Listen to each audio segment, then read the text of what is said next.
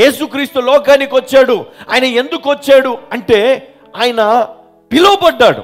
ఈ లోకము కొరకు ఆయన పిలువబడ్డాడు. అపోస్తులు వీరు పిలువబడ్డారు. ఈరోజు పిలుపు చాలా మందికి ఉంది, కానీ ఆయన పిలిచింది కొందరినే అని ప్రజలు అనుకున్నారు. కానీ ఆయన పిలిచింది లోకమందరిని ఆయన పిలుస్తా ఉన్నాడు. ఆయన వైపు పిలుస్తా ఉన్నాడు. ఎందుకు పిలుస్తా ఉన్నాడంటే మన పాపములు మనము ఒప్పుకుంటే ఆయన మన పాపములు క్షమించి ఆ అన్యాయం అంతటి నుండి మనలను శుద్ధి చేస్తాడు. అందుకు ఆయన నమ్మదగిన వాడు. ఏం పొందాలి? ఎలా నెమ్మది వస్తుంది? ఏం చేస్తూ వస్తుంది? శుద్ధీకరణ కావాలా? దేవుని కొరకు బ్రతకాలా? దేవుని కోసం పని చేయాలా?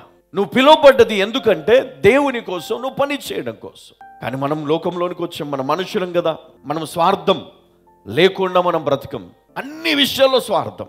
బ్రతుకుతుండగా ఎదుగుతుండగా స్వార్థముతో అందరినీ కూడా మనం ఏం చేస్తామంటే జరుపుకుంటూ ముందుకెళ్తూ ఉంటాం. కానీ నేను చెప్తున్నాను, ఈరోజు ఆయన రక్తముతో మనము శుద్ధీకరించబడ్డామన్న సత్యాన్ని మనం గ్రహించకుండా మన కోసం బ్రతకడం, మన కుటుంబం కోసం బ్రతకడం, ధనము ధాన్యము సంపాదించుకుంటూ బ్రతకడంలో నెమ్మది లేదు, సంతోషము లేదు, సమాధానము లేదు.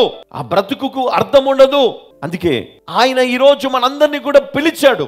ఈ సత్యాన్ని మనం గ్రహించాలి. ఈరోజు మనం ఇక్కడ వచ్చి కూర్చొని దేవుని వాక్యం వినడము చాలా సంతోషం, చాలా ఉన్నతమైనటువంటి ఆశీర్వాదం. మనం రావడం, వినడం, కూర్చోవడం, ఇది మనకు లభించినటువంటి ఆ గొప్ప ధన్యత, ఆ గొప్ప దీవెనంగా మనము భావించాలి. ఇక్కడ మనం రావడం అనేది ఇది కేవలము ఏదో ఒక ఫంక్షన్ హాల్, దీంట్లో మనం వచ్చి ఇక్కడ కూర్చొని మనం వాక్యం విని వెళ్ళడము, అది ఏదో వచ్చాం పోయాం అన్నట్టు కాకుండా ఇది మనకు ఇవ్వబడినటువంటి కృప, ఇది మనకు ఇవ్వబడినటువంటి ధన్యత, ఇది మనం పొందుకున్నటువంటి ఆశీర్వాదము అని గ్రహించిన వాడు, నేను చెప్తున్నాను, నెమ్మది పొందుకుంటాడు, సమాధానం పొందుకుంటాడు. హల్లెలూయా.